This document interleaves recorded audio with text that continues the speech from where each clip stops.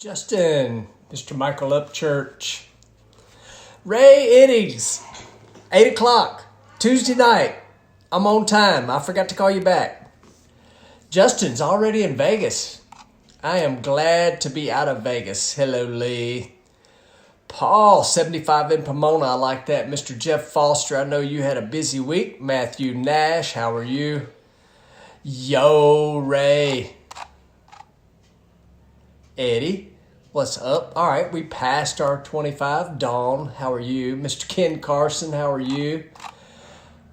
Mr. James Turner, Katie from Brighton, Tennessee. Britt Cummins, guaranteed million in the house. Guaranteed million.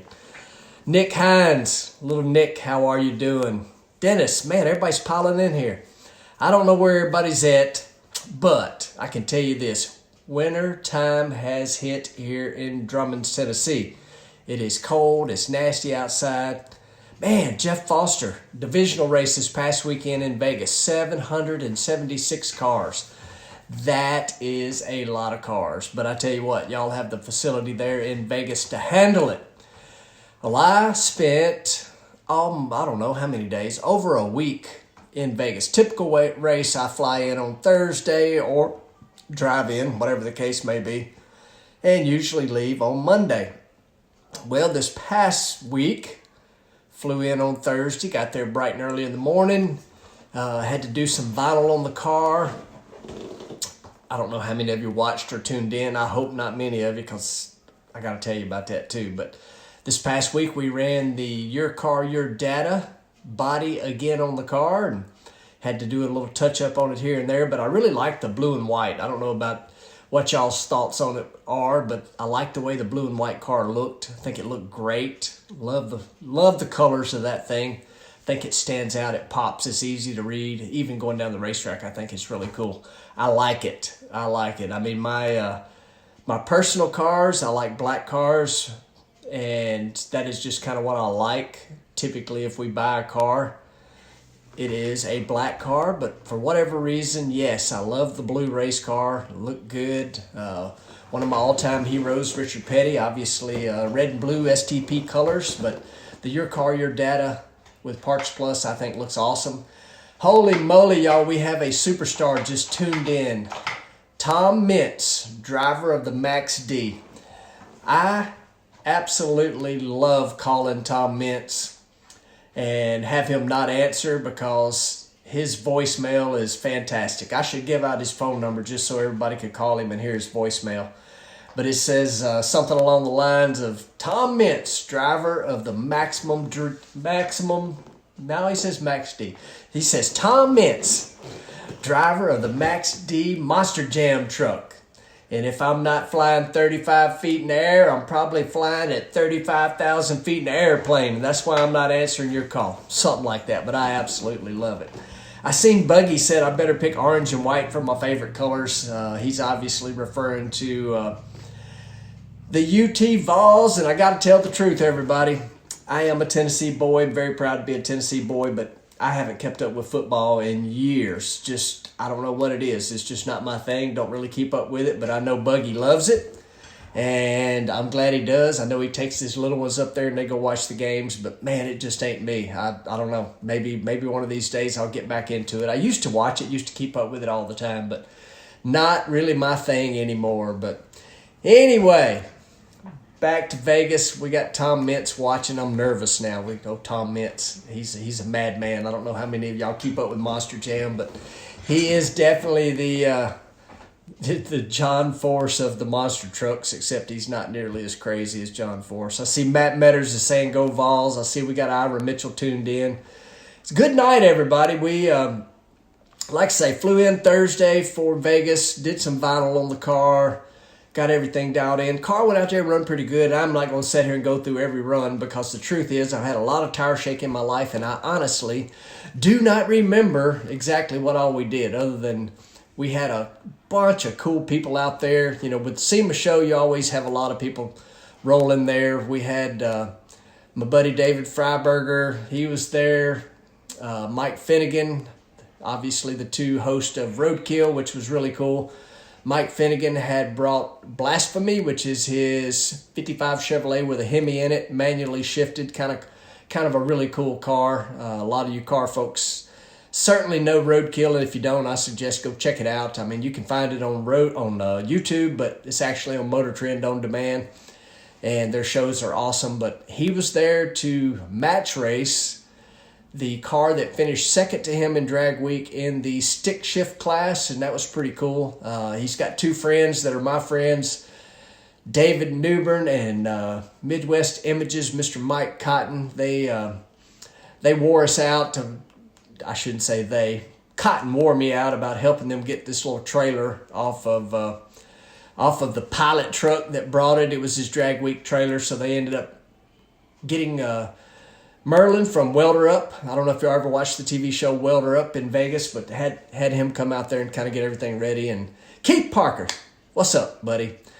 But what's crazy is Finnegan flew in on Friday, landed like at 8 or 9 o'clock, and had a run at noon. I'm like, man, he's a more prima donna driver than I am, and I'm pretty bad about flying in and hopping in the car, but at least I come in a day early for that. But it's awesome to watch them guys. I mean, it was pretty cool to have them all hanging out in the pit area. Like I say, Jeff Lutz, my buddy, he was there.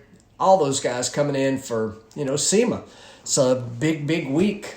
And I am steadily procrastinating, thinking about all the cool things that happened other than mentioning what happened first round, because the driver guy, he did not do his job. I absolutely 100% Michael Upchurch.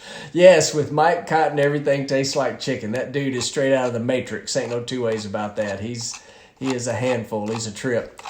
But first round, we were racing Mike Salinas. Let's see if I remember correctly. We qualified 13th. He qualified number 4 because 13 and 4 out of 17, and that's how that works out. That's how you know who you're going to race. Those two numbers got to add up 17. But man, oh man, we, went up there with a good race car, kind of been battling this whole clutch disc change, clutch disc thing, all that sort of stuff. But I decided for whatever reason that it was just absolutely time to go. And I went, and I don't think that I red lighted as much as I think that the tree didn't come on when I think it was supposed to, because it obviously didn't come on when I thought it was going to. And I do not anticipate on the Christmas tree. I knew for a fact that my foot was about to go, and usually what's happened at that point, you two-step, and with as much as we've been trying to make good, clean runs, I just decided at that point just to freaking go. Part of your brain is telling you that it is not time to go, and part of your brain is 100% saying, don't mash the gas pedal. Well, guess what? Sometimes you can't stop your foot from doing it, because I went. When I drove by the tree, I saw it was red, but I knew that we needed to make a good, clean run, and we did. So I turned it red, got ready for SEMA, and that was a pretty cool deal. Had a buddy of mine that we contacted about bringing the race car to the Apex show, because the actual race car had to go to the Apex show for Your Car, Your Data. And I called a buddy of mine named Cliffy Campbell.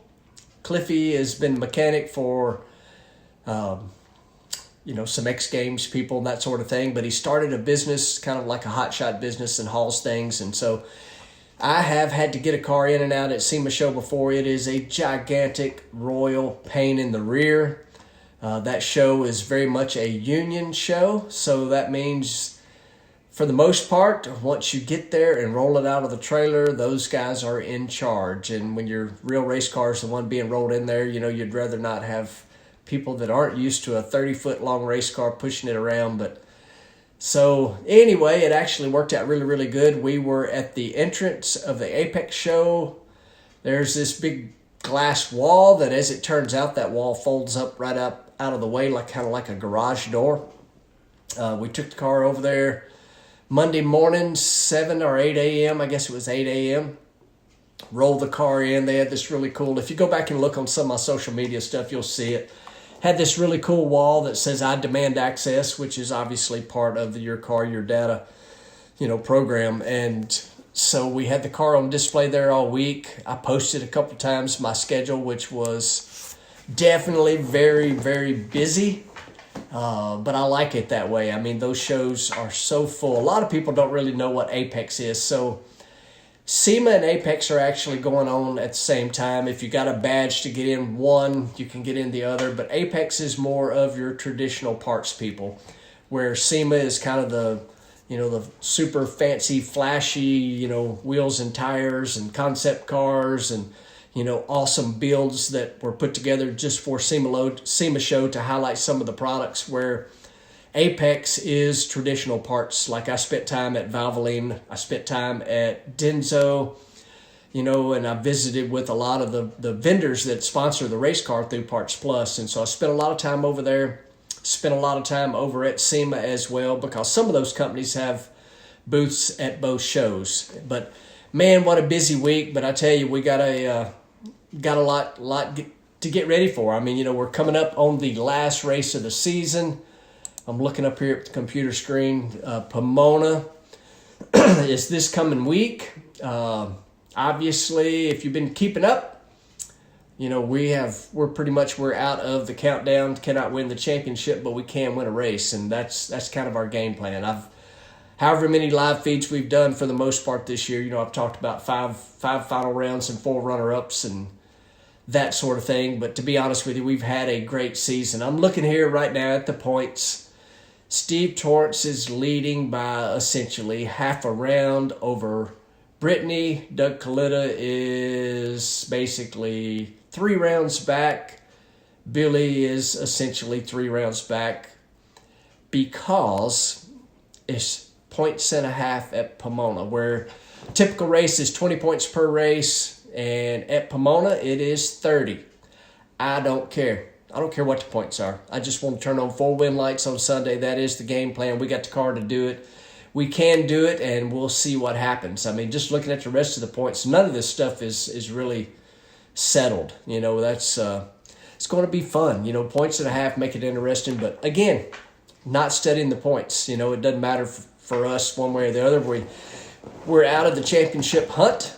Very proud that we had the opportunity and we were in there. We just didn't go rounds during, the countdown, the last 6 races, and that's what you try to do. Unfortunately for us, we made a clutch disc change because we had to, and hey, that's part of it. We did not get it figured out quick as we wanted to, but I would not change a thing. The people we got in place right now are awesome. Anybody got questions, start posting them up there. I am just kind of winging it tonight. Didn't really have no plan as to anything tonight. I'm going to scroll back. I've never thought about actually turning my computer on behind my cell phone while I'm doing this and reading anything. I see Buggy asked me, how's Dentley coming? Oh, that was one thing that we did at the SEMA show, is I sat down in the Aeromotive booth. Aeromotive, very, very awesome company that does fuel pumps. They own Waterman Racing, which is actually the fuel pump that we run on the Top Fuel car. And they do fuel pumps of all kinds. I mean, if you need a fuel pump, they got it. Race car stuff is hands down, they got it going on. They are definitely awesome. But anyway, I sat down with Jeff Lutz in front of a camera. I don't know when y'all will see this or whatever, but it was pretty cool to sit down with Jeff and just kind of talk about, how Dentley came about, which I'm sure everybody on here watching probably knows that Dentley is the truck that Dalton had, and it has been at Jeff's for a while now. Jeff, if you watch this, it's been a little while, but Jeff is actually off from filming for just a little bit and hoping to get started on the roll cage. And once that happens, the motor, which is at Arrington Performance right now with Mike Copeland, they are getting it ready for me to probably be a little mean to it, stomp on the loud pedal a little bit. I thought it was ready to go because it was a brand spanking new motor. Had a stroker kit put in it, 426 inches, so I can call it a 426 Hemi. So, a question I see: what do you do from Pomona to Pomona in time off? I hate to say it, but it's not really time off. The truth is, it's just not at the racetrack. When I leave Pomona, I haven't even talked about this. When I leave Pomona, we do the championship banquet on Monday. Tuesday afternoon, myself, Steve Cole, who's vice president of marketing on our team, David Freiberger, Brian Loans, several, actually the entire Monster Jam sending a whole crew over. But we are going to Saudi Arabia. There's an event there, and this is crazy, but I don't have a ton of information on it. I can tell you that we shipped a race car over there, a Top Fuel car, show car. We shipped it over probably a month or better ago. And it sounds to me like a combination of SEMA show, a massive car auction, kind of like Barrett Jackson. Monster Jam obviously is going to be there. I think I got a couple of buddies, Freestyle Motocross World, that are going to be there. And so I fly out Tuesday to Saudi Arabia, excited about it, and at the same time just a little nervous because I did go to Iraq in 2008, which was awesome. But when I went to Iraq, I had our military, surrounding me at all times. So I am going to go over, experience it, enjoy it, and it's going to be awesome. I really am. I think it's going to be really cool. We'll spend a lot of time. Our car is going to be in the Arrington Performance booth, which is huge. The booth layout is big at this show. There is a 4-day event, or 3 or 4-day event. I don't even really know. They're expecting over 250,000 people to come through there. So I'm looking forward to that. That's one of the things I'll be doing, is going to Saudi Arabia during the off time here. And after that, pretty much get back on Thanksgiving. I'll go spend a little bit of time at the race shop. Kind of what we end up doing during the off season is basically unloading the entire trailer, going through it from one end to the other, looking what we're short on, taking stuff out that's been piled in there, excuse me, that we don't need. And that just happens over time. You end up putting stuff in there that you don't need and end up leaving stuff at home that you do need. So I'll do that. And then that will put us pretty much on top of PRI show. So, you got to do that. I'm trying to scroll back here. So, what are your other hobbies away from racing responsibilities?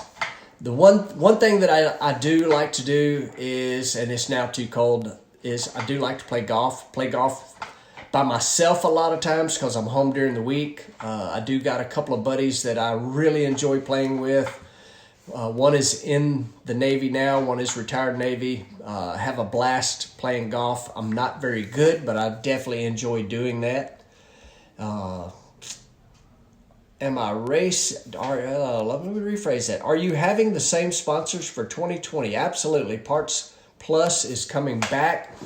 Will be their 10th year, which is awesome. I mean, you think about that, 10 years. Average sponsorship life, just for you guys that may or not know, is 3 to 5 years kind of. That's kind of the normal cycle. 10 years we've been with Parts Plus. They have done nothing but been amazing for us.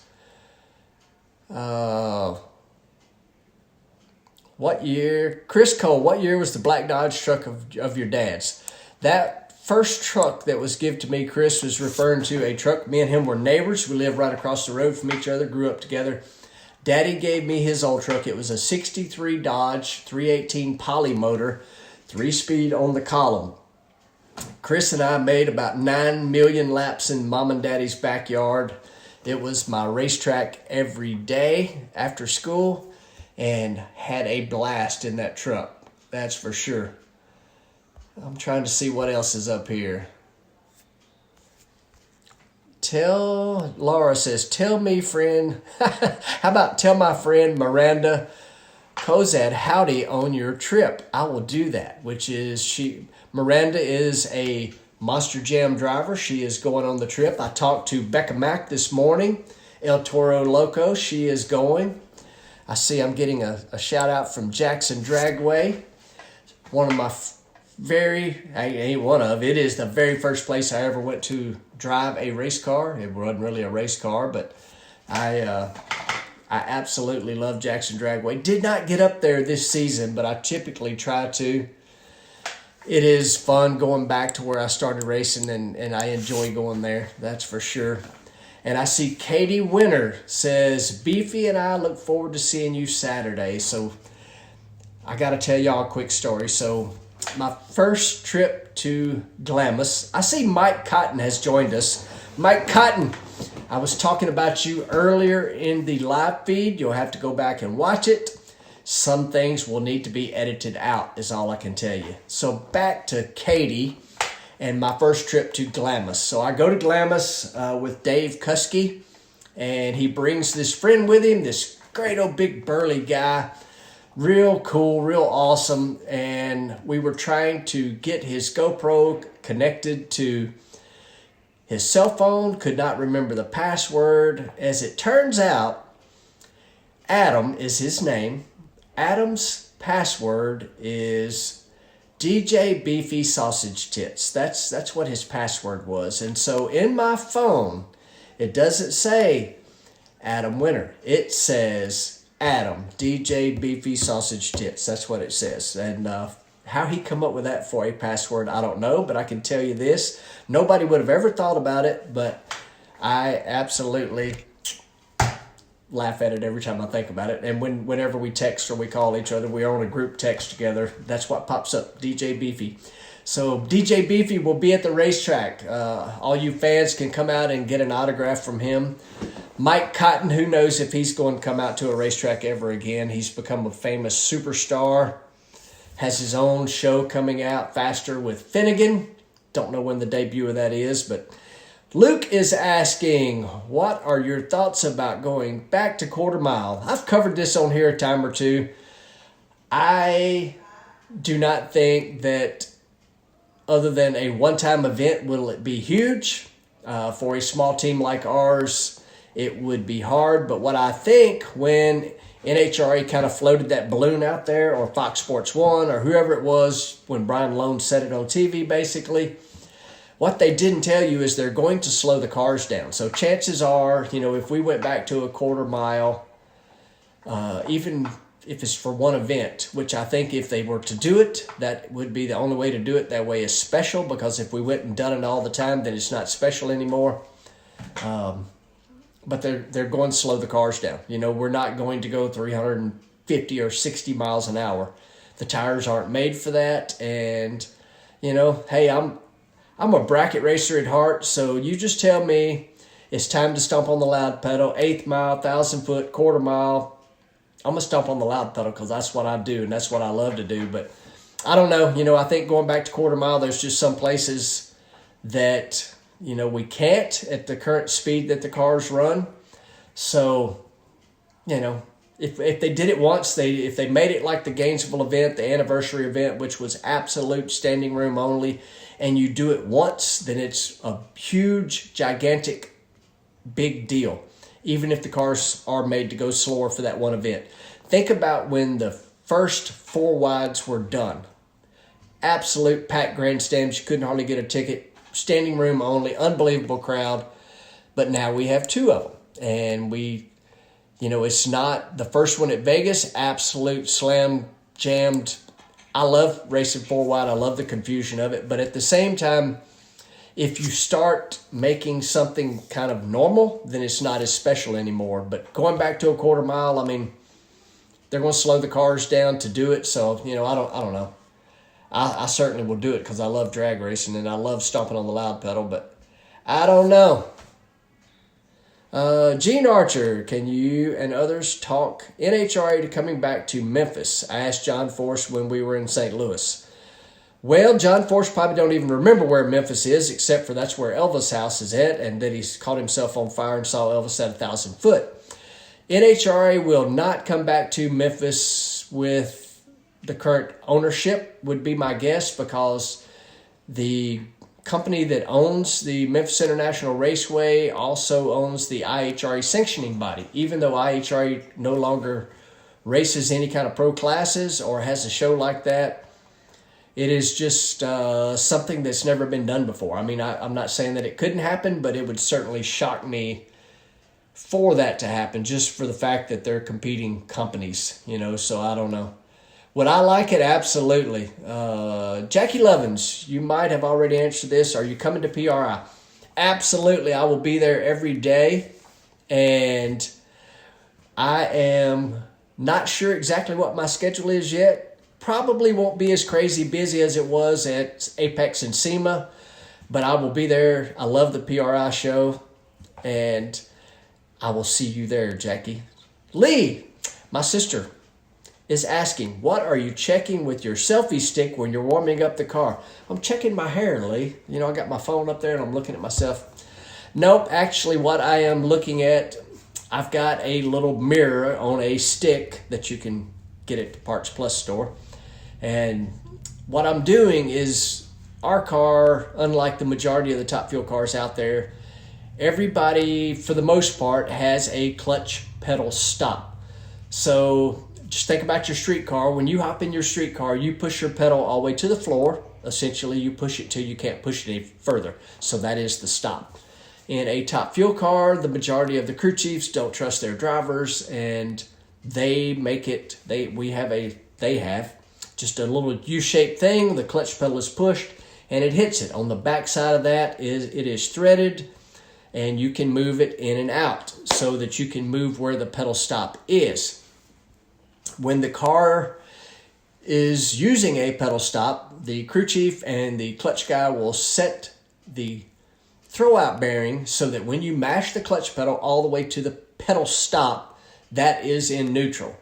Because Mike Klober told me I was going to learn everything the hard way, I learned how to drive a car without a pedal stop, so I have to find neutral myself. And the way I check that, I can tell just by what it feels like. But what I am looking at with my little mirror, when I put the clutch, what I feel like is in the neutral position, because I can feel all the levers on the clutch itself. I can feel those levers and I know where I've got them put at. I just take that little mirror and stick up there and take a peep and see if the back tires are trying to turn or if it is a clean neutral.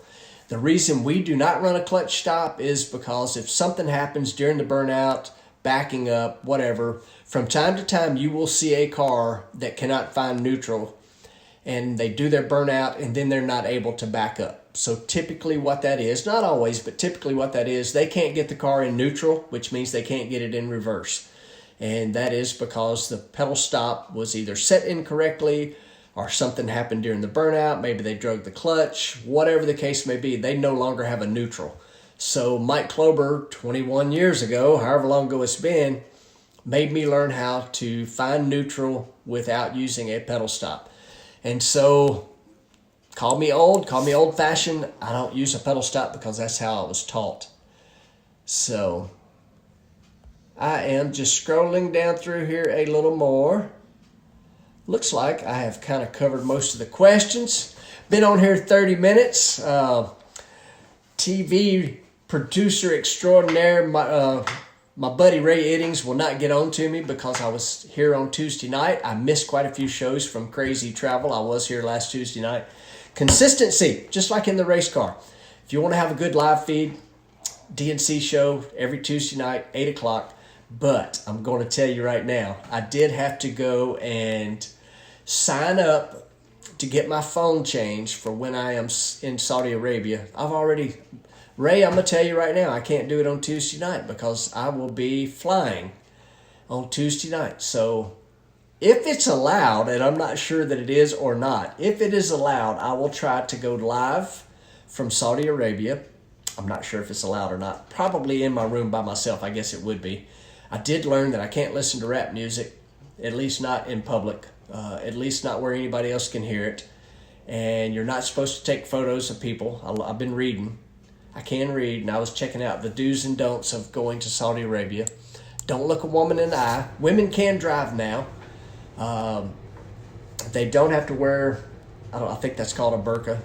They don't have to wear that anymore, but I think they still do. And I will be flying for 19 hours is what it sounds like my flight will be. But maybe, I wonder if I can you do live feed on an airplane? I bet you can't. But if I could live feed on an airplane, that would be good, because I'd have Brian Loans on there, I'd have Freiberger on the plane. I don't know who all else is actually on the same flight with me, but that would be pretty good. I heard, and I'm not sure, but I heard Erica Enders is going on this as well. But anyway, people, what did you just say there, Ray? Don't show the bottoms of your shoes. I don't understand exactly what that means, but I'm not planning on showing the bottom of my shoes. And I'm not wearing flip-flops or Jerusalem cruisers, as Cameron Foray calls them. I will be wearing shoes and pants. I don't even think that you can wear shorts. But anyway, D&C Show, absolute a must-do in Saudi Arabia if possible. I'm thinking about that. I don't know if anybody know if you can do a Facebook live feed on an airplane. I really don't think you can, because I think that would be a streaming video, and I know you can't do streaming. You can't watch YouTube while you're on the airplane. I know that, even if you buy the Wi-Fi. Anyway, I am 100% rambling. ADD's kicked in, and all right, guys, I will sometime next week. Now I'm sitting here thinking about it's an 11-hour difference. So I have to figure that out too. The cool thing is the iPhone. Ira Mitchell says you cannot do Facebook Live on your phone on the airplane. But I got to figure out the 11-hour time difference. I might have to get up in the middle of the night and do something Facebook Live. Guys, thanks for tuning in as always. I will definitely do something, even if I have to just video little bits and pieces here and there, and put it up on my YouTube channel. I do have a YouTube channel, y'all. Let me know what y'all think about that. I've only posted a few videos on there. Anyway, guys, see you next week. Pomona coming up. See you guys.